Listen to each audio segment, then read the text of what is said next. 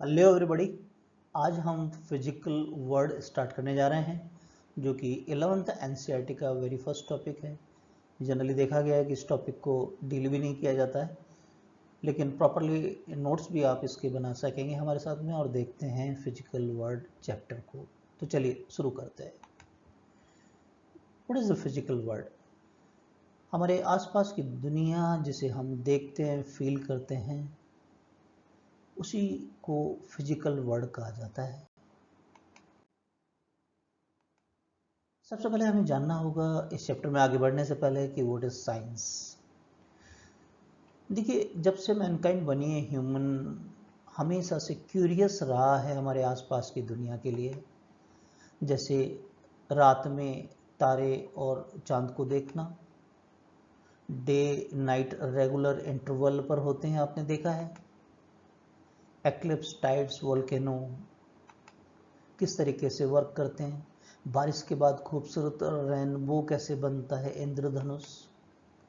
ये क्यूरियोसिटी जो होती है, यही फर्स्ट स्टेप है डिस्कवरी ऑफ साइंस की, मैनकाइंड की क्यूरियोसिटी की। ये आसपास में जो घटनाएं हो रही हैं कैसे हो रही हैं। Science is exploring, experimenting and predicting from what we see around us. जो भी हम आसपास में देख रहे हैं उसको एक्सप्लोर करना, एक्सपेरिमेंट करना, उसके बारे में कुछ प्रोडिक्शन करना। तो साइंस का स्पेसिफिक डेफिनेशन क्या हुआ? Science is a systematic attempt to understand natural phenomena. Fine. Scientific methods होता क्या है किसी भी इवेंट को जज करने के लिए? साइंटिफिक मेथड में कुछ स्टेप्स होते हैं। वेरी फर्स्ट, पहले सिस्टमैटिक ऑब्जर्वेशंस लिए जाते हैं किसी भी इवेंट के लिए, फिर उस पर कंट्रोल्ड एक्सपेरिमेंट होते हैं, then after qualitative and quantitative reasoning. फिर कोशिश की जाती है कि एक मैथमेटिकल मॉडल तैयार किया जाए, कुछ फॉर्मुलेट किया जाए, फिर कुछ प्रेडिक्शन और verification with help of the theories के आधार पर। और साइंस में हाइपोथेसिस का भी एक इम्पॉर्टेंट रोल है। हाइपोथेसिस मतलब उसके बारे में अपने विचार व्यक्त करना, जिसे 11th में केटीजी में पढ़ेंगे आप लोग।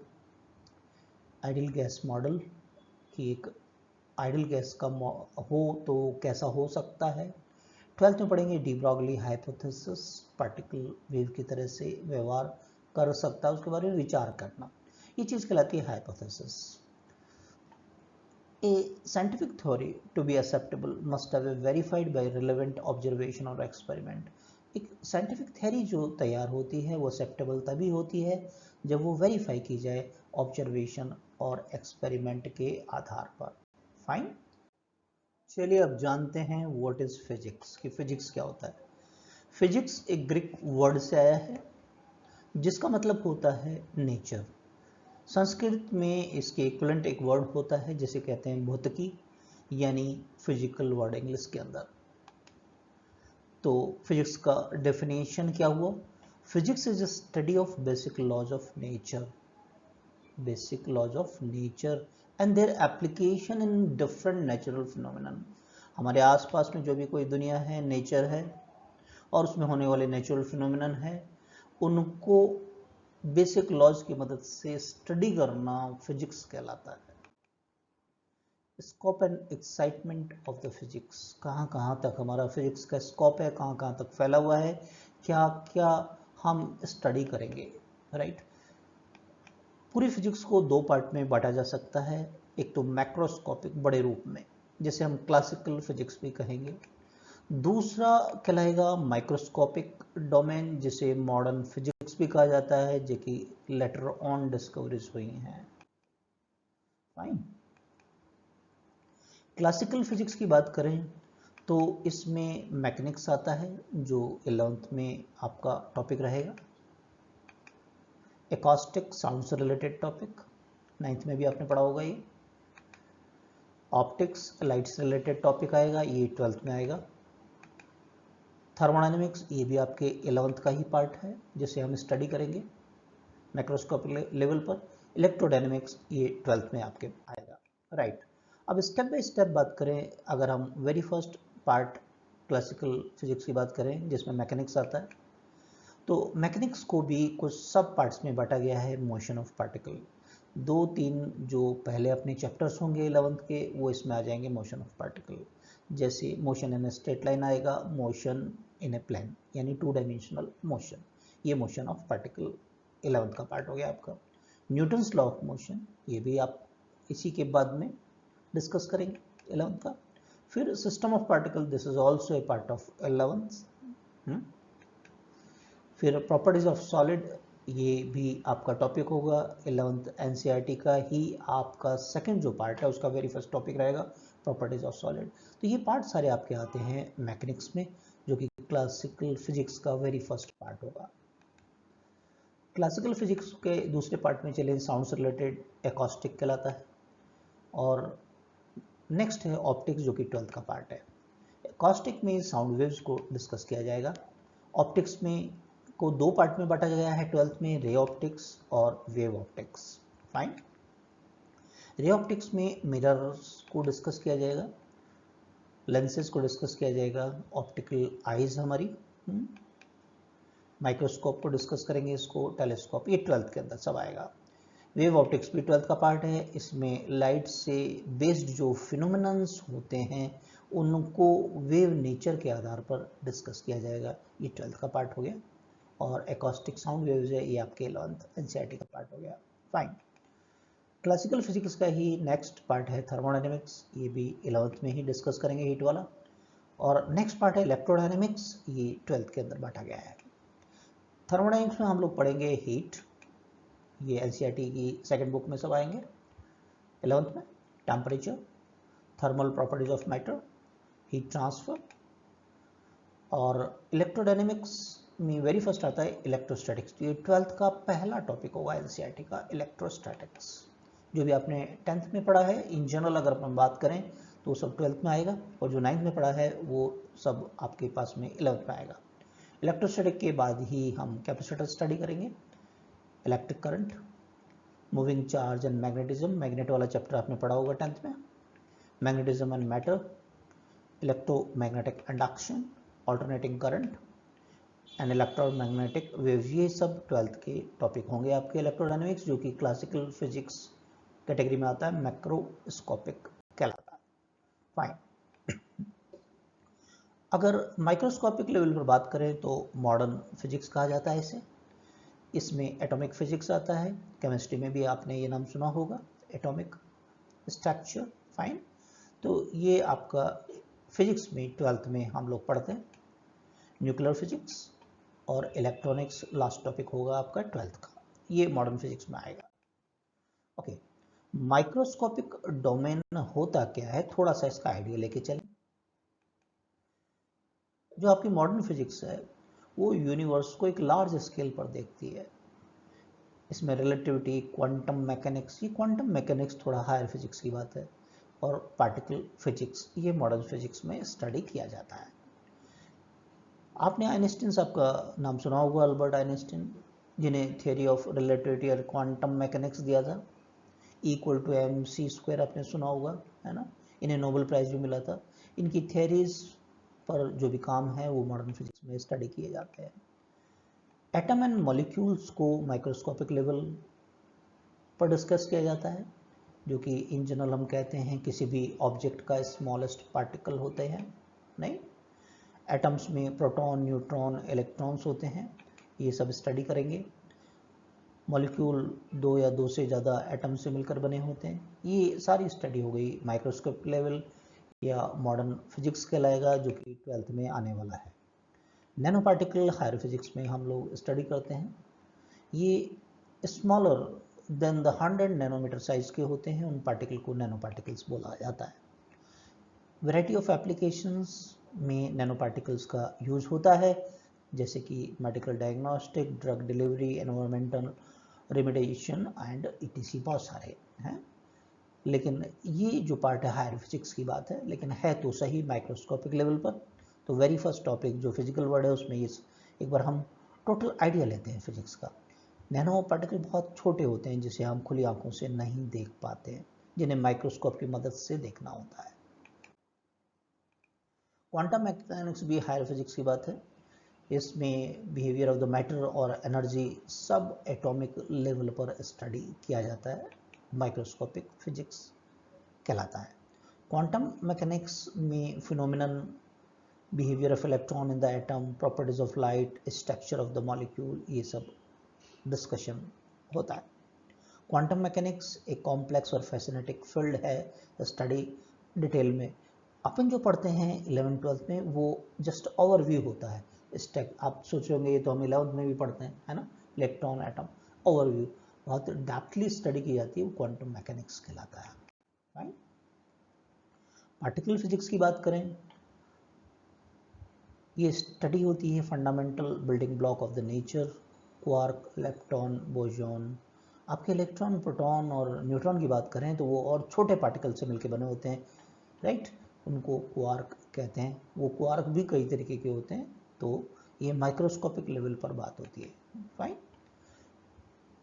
पार्टिकल फिजिक्स जो होती है जनरली मैटर और एनर्जी जो स्मॉलेस्ट स्केल पर इनका बिहेवियर है वो उसको डिस्कशन किया जाता है, राइट। अगर हम मैक्रोस्कोपिक डोमेन की बात करें, जो कि most of the topic undoubtedly 12th में भी हैं, कुछ टॉपिक जैसे इलेक्ट्रोडायनेमिक्स, लेकिन मोस्ट ऑफ द टॉपिक अपने 11th के ही हैं जो मैक्रोस्कोपिक डोमेन के अंदर आते हैं, जिसे हम क्लासिकल फिजिक्स भी कहते हैं। क्या कहते हैं? Classical physics. इसमें मोशन ऑफ ऑब्जेक्ट, फोर्स जो बीच में लगते हैं, वर्क, जनरली इसमें हम न्यूटन और उनके 3 लॉज को डिस्कस करते हैं। किसमें? क्लासिकल फिजिक्स में। तो इसमें कौन कौन से थे? जनरल बात करें, मैकेनिक्स था, ऑप्टिक्स था, एकॉस्टिक था, इलेक्ट्रिसिटी था, मैग्नेटिज्म था, थर्मोडायनेमिक्स, ये सब क्लासिकल फिजिक्स में आता है अपना, राइट। अब अगर अपन और थोड़ा डेप्थली जानना चाहें फिजिकल वर्ड में कि what is the macroscopic domain, तो मैक्रोस्कोपिक डोमेन में होता क्या है? लार्ज स्केल फिनोमिनन, जैसे इस दुनिया का, इस ब्रह्मांड का, गैलेक्सी, स्टार, प्लैनेट का जो स्टडी है लार्ज स्केल पे बात करें, उसके माइन्यूट स्केल पे बात नहीं करें तो मैक्रोस्कोपिक डोमेन कहलाता है ना। इसमें हम उन फिजिक्स के जो लॉज हैं, है ना, लॉज ऑफ ग्रेविटेशन आपने सुना होगा, चंद्रमा पृथ्वी के बीच में लग रहे हैं, उनके बीच में इंटरेक्शन उनकी मदद से स्टडी किया जाता है, राइट। ये लॉज ऑफ फिजिक्स, बार बार एक वर्ड आ रहा है, ये क्या होते हैं भाई? Macroscopic domain of physics based होता है particularly fundamental laws of physics, जैसे कि आप जानते हैं न्यूटन्स लॉज ऑफ मोशन, है ना, law of conservation of energy आपने सुना होगा, लॉज ऑफ थर्मोडायनेमिक्स, है ना, ये आपके फंडामेंटल लॉज कहलाते हैं। इनकी मदद से मैक्रोस्कोपिक डोमेन ऑफ फिजिक्स को स्टडी किया जाता है ना। तो इसमें हम क्या करते हैं, दोबारा से एक बार एक्सप्लेन करें, यूनिवर्स में लार्ज स्केल ऑब्जेक्ट्स, है ना, जैसे चांद, तारे लार्ज स्केल पर, या चंद्रमा पृथ्वी के चारों तरफ कैसे रोटेट कर रहा है, ये सब स्टडी करते हैं अपन लोग, राइट। द यूनिवर्स को भी पूरा हम स्टडी करेंगे मैक्रोस्कोपिक डोमेन में, जैसे डिस्कशन कर रहे थे कि यूनिवर्स कैसे बना है, ब्रह्मांड, ये दुनिया कैसे बनी है, लेकिन लार्ज स्केल पर, गैलेक्सीज, स्टार्स, उनमें माइन्यूट लेवल पर नहीं जाएंगे, इलेक्ट्रॉन प्रोटॉन की बात नहीं करेंगे, मैक्रोस्कोपिक लेवल पर प्लैनेट और उनके बीच का interact. Gravitational force 11th class में ही इसको हम लोग स्टडी करेंगे। 11th की जो एनसीईआरटी है 2 पार्ट्स में बटी हुई है। फर्स्ट जो आपकी एनसीईआरटी है उसका लास्ट टॉपिक आप देखेंगे तो उसमें हम ग्रेविटेशनल फोर्स को डिस्कस करेंगे, शायद 9th क्लास में भी आप लोगों ने इसको डिस्कस किया होगा। मैक्रोस्कोपिक लेवल पर हम ग्रेविटेशनल फोर्स को स्टडी करेंगे। हम देखेंगे कि लार्ज स्केल जो ऑब्जेक्ट्स होते हैं, प्लैनेट्स हैं, स्टार्स हैं, गैलेक्सीज हैं, उनके बीच में ग्रेविटेशनल फोर्स किस तरीके से काम करता है। फिर थर्मोडायनेमिक्स आएगा, एनसीईआरटी सेकंड का पार्ट, उसमें हम लोग क्या स्टडी करेंगे, मैक्रोस्कोपिक लेवल पर ही बड़े मायने में टेम्परेचर्स वगैरह, है ना, हीट का ट्रांसफ़र, एनर्जी का ट्रांसफ़र स्टार और प्लैनेट के बीच में लार्ज स्केल पर, है ना। ये जो पार्ट आएगा इसको हम कहेंगे thermodynamics. Clear? Excitement of physics, physics का एक्साइटमेंट हमेशा बना रहता है। कैसे? ये हमें यूनिवर्स कि जो मिस्टीरियस चीज़ें हैं उनको एक्सप्लोर करने में मददगार होते हैं फिजिक्स और उसके लॉज। नहीं, इसकी जो फील्ड ऑफ स्टडी है कॉन्स्टेंटली इवॉल्विंग करती है, नई डिस्कवरीज, नई थेरीज को। आपने सुना होगा एक नया प्लेनेट खोजा गया है ना, एक नया स्टार खोजा गया है। Study of physics can lead to a better understanding of the world around us and can help us to make the prediction about the future. Future के बारे में प्रेडिक्शन भी बताता है कि आगे आने वाले टाइम में, अभी ऐसी ट्रेनिंग चल रही है, आगे आने वाले टाइम में इस तरीके की ट्रेनिंग होगी, ये चीज़ें है ना, मैग्नेटिक इफेक्ट से ट्रेनें चलती हैं जैसे फ़ौरन में हाई स्पीड। तो ये सब फिजिक्स का हमेशा एक एक्साइटमेंट है। तो फिजिक्स और टेक्नोलॉजी और सोसाइटी किस तरीके से कनेक्ट है एक दूसरे से, रोल ऑफ फिजिक्स क्या है टेक्नोलॉजी और सोसाइटी के बीच में। फिजिक्स के जो प्रिंसिपल्स हैं, लॉज हैं, जो कि बिहेवियर ऑफ द मैटर और एनर्जी को गवर्न करते हैं, ये डेवलप करते हैं न्यू टेक्नोलॉजीज जैसे कि कंप्यूटर्स हैं, है ना, मेडिकल इक्विपमेंट्स हैं, रिन्यूएबल एनर्जी सोर्सेज हैं, इनको इवॉल्व करते हैं। हमेशा से फिजिक्स का यूज़ होता है नई टेक्नोलॉजी जो को डेवलप करने में, अभी जो एग्जिस्टिंग है उनको इम्प्रूव करने में, है ना। आपने देखा होगा सोलर सेल्स यूज़ किए जाते हैं आजकल, छतों पर सोलर एनर्जी बनाई जा रही है। ये सब रोल ऑफ फिजिक्स है टेक्नोलॉजी की मदद से। अब टेक्नोलॉजी को अलग कर ले तो रोल ऑफ टेक्नोलॉजी क्या है जो कि हमारी सोसाइटी को हेल्प करती है। Technology is the application of the physics. Application part जो है फिजिक्स का वो टेक्नोलॉजी कहलाता है। It try to solve the problems and improve the quality of the life of the mankind, है ना। टेक्नोलॉजी ही enable us to explore the universe, develop, आपने देखा होगा स्पेस स्टेशंस बनाए गए हैं, है ना, अंतरिक्ष में। तो फिजिक्स का एक वो एप्लीकेशन पार्ट हो गया जिससे कि हम एक्सप्लोर करते हैं नई दुनिया को, यूनिवर्स को। इसकी मदद से हम नई मशीनें बनाते हैं, कम्युनिकेशन के नए साधन ईजाद किए जाते हैं, मोबाइल फोन्स वगैरह। ये टेक्नोलॉजी पार्ट हो गया। नए फॉर्म ऑफ एंटरटेनमेंट, आपने देखा होगा नए नए एंटरटेनमेंट के तरीके आते जाते हैं। पहले कैसेट प्लेयर चला करते थे, डीवीडी, डिस्क, है ना, पेन ड्राइव्स, तो नए नए तरीके आते रहते हैं। ये सब टेक्नोलॉजी की भी तो मदद है। तो रोल ऑफ सोसाइटी की बात कर ले। Society is a beneficiary of the technology. Technology का जो फ़ायदा है वो सोसाइटी उठाती है। It enable us to the live longer. पहले कहते थे कि एवरेज जो लाइफ है 40-50 साल होती है, अब बढ़ गई है क्योंकि नई नई टेक्नोलॉजी मेडिकल साइंस के अंदर डेवलप हो गई है फिजिक्स की मदद से। मोर प्रोडक्टिव हो गई हमारी लाइफ। नहीं, स्पेस और डीप सी के एक्सप्लोरेशन में हमारे टेक्नोलॉजी मदद करती है, जो कि अनडाउटली सोसाइटी की हेल्प होती है उससे।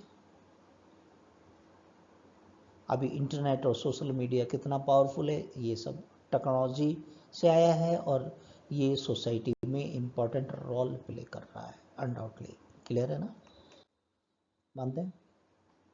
Now application of the physics की बात करें। फिजिक्स इज यूज्ड, आपको पता है, वाइड वैरायटी ऑफ फील्ड।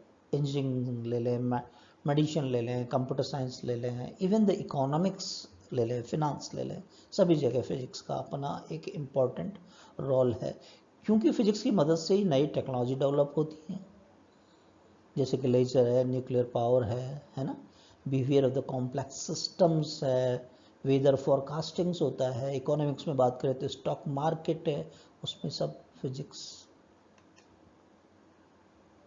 और उसे डेवलप न्यू टेक्नोलॉजी को यूज़ करते हैं। एवरी डे की जो प्रॉब्लम्स हैं उनको सॉल्व करने के नए नए तरीके डिज़ाइन किए जाते हैं और फिजिक्स से टेक्नोलॉजी और टेक्नोलॉजी की मदद हम लेते हैं एयरप्लेन और नई नई एफिशिएंट कार को डेवलप करने में। नहीं, पहले डीजल पेट्रोल्स चल रही थी, अभी आपने देखा होगा इलेक्ट्रिसिटी से कार डेवलप। ये सब क्या है, टेक्नोलॉजी का इम्पोर्टेंट रोल है जो कि सोसाइटी की मदद कर रहा है। और टेक्नोलॉजी कहाँ से, फिजिक्स से, है ना। क्लियर। अब इसको बाइफरकेट कर लें, एप्लीकेशन ऑफ माइक्रोस्कोपिक फिजिक्स की बात कर लें, जो कि बहुत माइन्यूट लेवल पे जो काम करते हैं ये हमारी मैनकाइंड को बहुत मदद करता है। Microscopic physics wide range of application हैं, जैसे मेडिकल डायग्नोसिस, एनवायरमेंटल रिमेडिएशन के अंदर, नहीं, behaviour of the electron atom, ये माइक्रोस्कोपिक लेवल की बात हो गई। Structure of the molecule, properties of the light. ये एनसीईआरटी में एक टॉपिक है, link between technology and the physics. तो टेक्नोलॉजीज में फिजिक्स किस तरीके से अप्लाई की गई है, उसके कौन से लॉज और रूल्स अप्लाई किए गए हैं। जनरल कुछ टेक्नोलॉजी की बात कर लेते हैं, जैसे कि एयरप्लेन टेक्नोलॉजी, स्टीम इंजन जो नाम आपने सुना होगा, electric generator, hydro electric power, इन सब में फिजिक्स यूज हुई है। इलेक्ट्रॉन माइक्रोस्कोप, बिल्कुल माइन्यूट चीज़ों को देखने के लिए, radio and television, very well non, photocell, nuclear reactor and computers. अब इनमें ये टेक्नोलॉजीज हो गई, इनमें हमारे फिजिक्स के कौन से rule regulation scientific principles involve हैं। एयरप्लेन की बात करें तो Bernoulli's principle in fluid dynamics काम में आता है। ये 11th में ही एनसीईआरटी का सेकंड जो बुक है उसका सेकंड टॉपिक रहेगा आपका फ्लूइड डायनेमिक्स। उसमें हम लोग स्टडी करेंगे एयरप्लेन किस तरीके से वर्क करता है, Bernoulli principle. Steam engine, laws of thermodynamics, आप ही की 11th का ही एनसीईआरटी का सेकंड बुक का ही टॉपिक है थर्मोडायनेमिक्स, जो कि स्टीम इंजन को बनाने में मददगार बना है।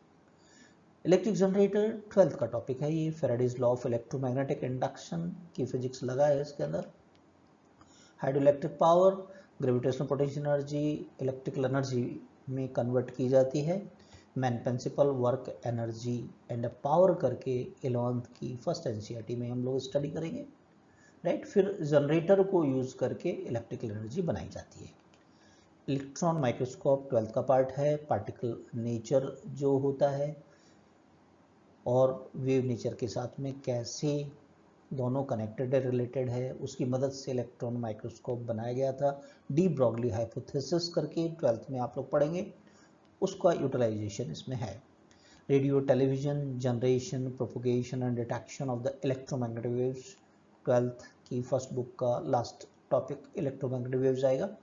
तो ये इलेक्ट्रोमैग्नेटिक वेव्स यूटिलाइज होती है रेडियो और टेलीविजन के अंदर, किस तरीके से। फोटोसेल, फोटो इलेक्ट्रिक इफेक्ट, कैसे, जो लाइट होती है बहुत छोटे छोटे माइन्यूट पार्टिकल से बनी होती है जिसे फोटोन कहते हैं, उससे इलेक्ट्रिसिटी कैसे जनरेट होती है लाइट से। सोलर लाइट कहते हैं ना, सोलर पैनल्स लगा के इलेक्ट्रिसिटी जो बनाते हैं, ये 12th के अंदर फोटो इलेक्ट्रिक इफेक्ट हम लोग पढ़ेंगे इस फिजिक्स को, जो कि यूटिलाइज हुई है फोटो सेल के अंदर, है ना।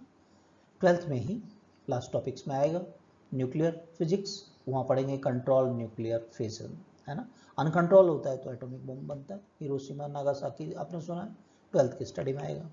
Computer digital logic last topic है 12th का सेकंड एनसीईआरटी जो है, उसमें इलेक्ट्रॉनिक्स का लॉजिक गेट्स करके, तो वहाँ कंप्यूटर में किस तरीके से यूटिलाइज हुआ है वो स्टडी करें।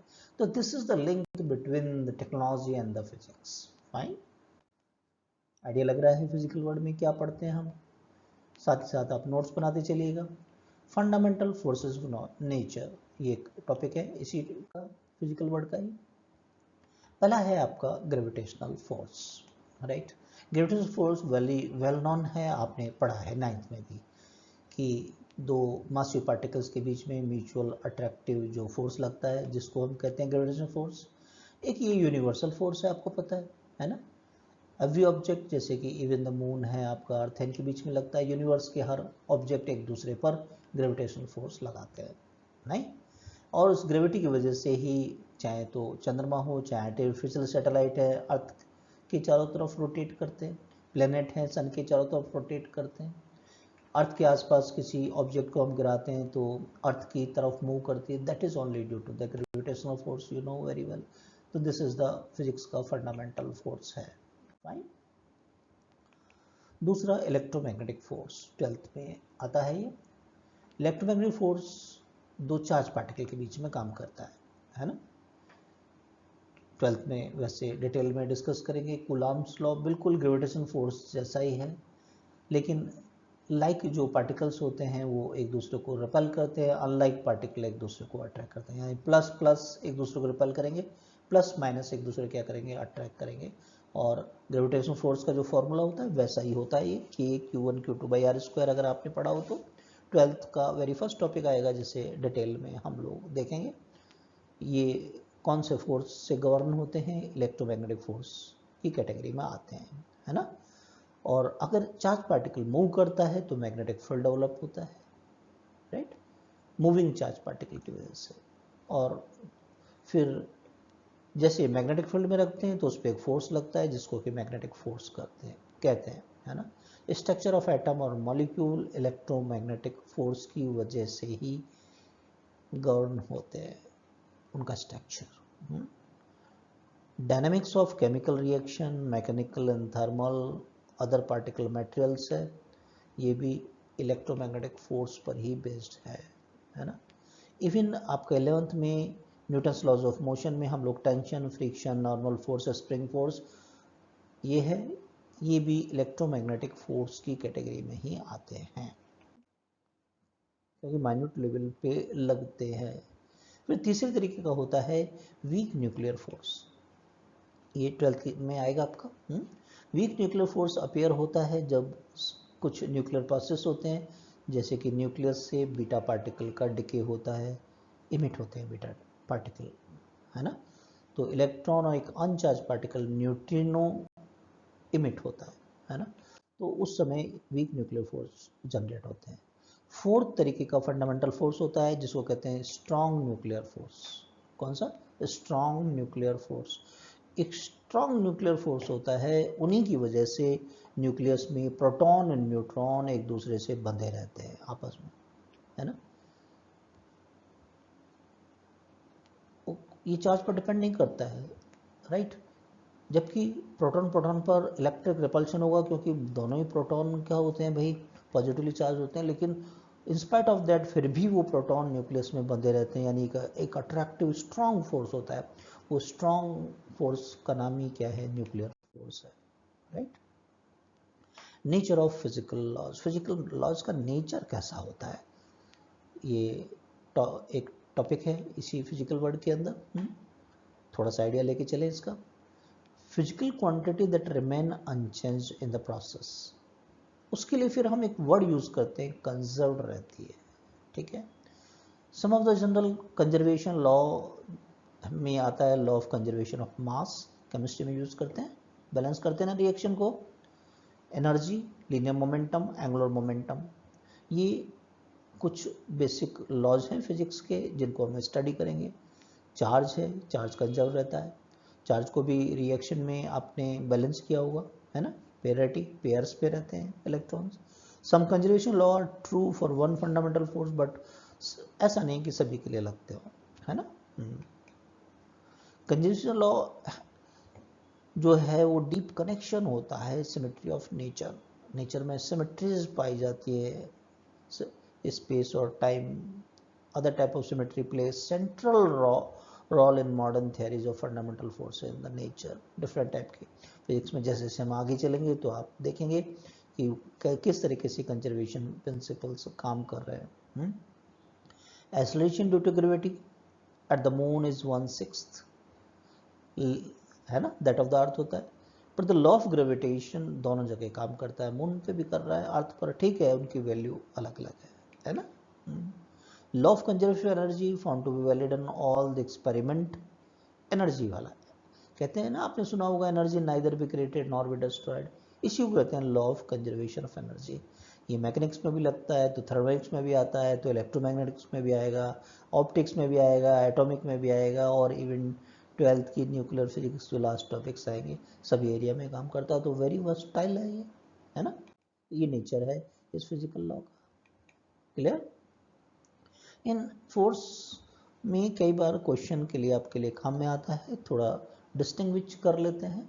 4 इंपॉर्टेंट बेसिक फंडामेंटल फोर्सेस थे, gravitational, weak nuclear force, electromagnetic and strong, ठीक है। स्ट्रॉन्ग न्यूक्लियर फोर्स कहाँ काम करता है?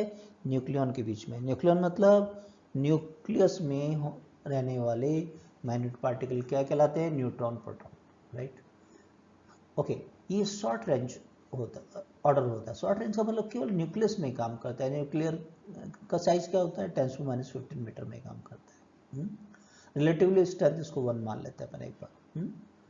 ओके, ये सबसे स्ट्रांग है, फिर ये कम होती जाएगी स्ट्रेंथ, है ना। इलेक्ट्रोमैग्नेटिक फोर्स कहाँ, चार्ज पार्टिकल के बीच में, ये लॉन्ग यानी न्यूक्लियस के बाहर भी काम करेगा, 10⁻15 मीटर से ज़्यादा पे काम करता है, राइट। ओके, और लेकिन न्यूक्लियर फोर्स के कंपेयर में 100 टाइम्स छोटा होता है, वीकर होता है। आई मीन टू से वीक न्यूक्लियर फोर्स इलेक्ट्रॉन न्यूट्रॉनों जैसे पार्टिकल्स के बीच में काम करता है। जैसे बात की थी कि न्यूक्लियस से बीटा पार्टिकल एमिट होता है, तो न्यूट्रिनो आगे 12th में हम पढ़ेंगे, एंटी न्यूट्रिनो, इस तरह के पार्टिकल एमिट होते हैं, तो फोर्स काम करता है। वेरी शॉर्ट रेंज ऑर्डर होता है। सब न्यूक्लियर साइज 10⁻16 मीटर, देखिए 10⁻15 से भी छोटा हो गया, वहाँ काम कर रहा है। और छोटा हो गया इस न्यूक्लियर फोर्स के कंपेयर में इतना। Gravitational force, massive particle of view, earth moon के बीच में, ये तो बहुत लंबी डिस्टेंस हो गई, इसको कहते हैं एस्ट्रोनॉमिकल डिस्टेंस। तो very long range order force कहलाता है आपका ग्रेविटेशनल फोर्स, और न्यूक्लियर फोर्स के कंपेयर में इतना छोटा होता है, 10⁻13 में, माइनस है, ये ध्यान रखना। यानी ग्रेविटेशनल फोर्स 1/10⁻39 होता है न्यूक्लियर फोर्स के कंपेयर में। न्यूक्लियर फोर्स ग्रेविटेशनल फोर्स के कंपेयर में कितना ताकतवर हो गया, 10⁻39 टाइम्स। क्लियर है ना। अब इस पर किस तरह के क्वेश्चंस बनते हैं, एक्सरसाइज हम देख लेते हैं। जनरल अवेयरनेस से रिलेटेड होते हैं, है ना। क्वेश्चन वेरी फर्स्ट है, the most incompressible thing that about the world is that is compressible, who made this remarks. General awareness से रिलेटेड क्वेश्चन होते हैं। कुछ साइंटिस्ट के नाम दे रखे हैं कि किसने कही थी ये वाली बात, ये बात कही थी आइंस्टाइन साहब ने। Next, science is not just a collection of laws, a catalog of unrelated fact, it is a creation of the human mankind। बहुत प्यारा क्वेश्चन है। with its freely invented idea and concept, who made this remark, ये remark किसने दिया था, this is given by again the Einstein, है ना। बड़ी प्यारी प्यारी बातें बोली। origin of the word physics, ये कहाँ से आया है, हमने बात की थी एक, है ना, ग्रीक वर्ड होता है, फ्यूसिस बोलते हैं उसको, है ना। तो आंसर कौन सा हो जाएगा, the third is the correct answer. Greek word physis, उसका मतलब क्या होता है, नेचर। फिजिक्स कहाँ से ओरिजिनेट हुआ है, ग्रीक वर्ड फ्यूसिस से, जिसका मतलब क्या होता है, nature. A theory proposed to explain observed phenomenon is, a theory proposed to explain, वो थियरी क्या कहलाती है, जो ऑब्जर्व्ड फिनोमेनन को एक्सप्लेन करती है, मॉडल कहलाती है। आइडियल गैस मॉडल, है ना, वो कहलाएगा। An Indian scientist who won the Nobel Prize for the Physics, चार में से पहचान के बताओ कौन सा है। क्या सीवी रमन थे, सर सीवी रमन, है ना। अब्दुल सलाम, ये पाकिस्तान नेशनल, इनको भी नोबेल प्राइज मिला था। किस में मिला था, unification of the weak and electromagnetic interaction के लिए। Albert Einstein was awarded Nobel prize for the work, किस वर्क के लिए। अल्बर्ट आइंस्टीन ने सब में काम किया है, like special theory of relativity पे भी काम किया है, general theory of relativity, mass energy equivalence पे भी काम किया है, और फोटो इलेक्ट्रिक इफेक्ट पे भी। तो फोटो इलेक्ट्रिक इफेक्ट को एक्सप्लेन किया था अल्बर्ट आइंस्टीन साहब ने। 12th में इसको स्टडी करेंगे अपन। तो आंसर कौन सा हो गया, थर्ड, है ना। The person who were given Nobel prize, 2 बार नोबेल प्राइज मिला है, पहचान के बताओ ऐसे कौन से पर्सन हैं। Is it madam Curie and the John Bardeen, है ना, इनको 2 बार नोबेल प्राइज मिला है, ग्रेट पर्सनालिटीज।